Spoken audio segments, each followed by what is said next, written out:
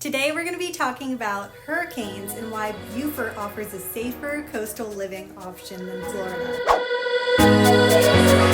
Hey there, I'm Angel Sharp with Beaufort Dream Homes by eXp Realty. Today let's talk about something important to many considering a move to coastal areas, hurricanes. Did you know that Beaufort, South Carolina has significantly lower hurricane risk compared to other places like Florida? Florida is more vulnerable to hurricanes than South Carolina because of its long coastline. Florida has also experienced 120 hurricanes, while South Carolina has only experienced 30. Florida also experiences 60 days of thunderstorms on an average per year and 223 lightning strikes per square mile. In contrast, South Carolina has experienced occasional hurricanes, but nothing as frequent or severe as Florida. This is definitely a factor to consider when choosing where to live, and Beaufort's lower risk is a big plus for me. Living here in Beaufort, I feel much safer knowing that I'm not in the direct path of major hurricanes like they are in Florida. With lower hurricane risk and all the charms of the South, Beaufort, South Carolina is the place to be.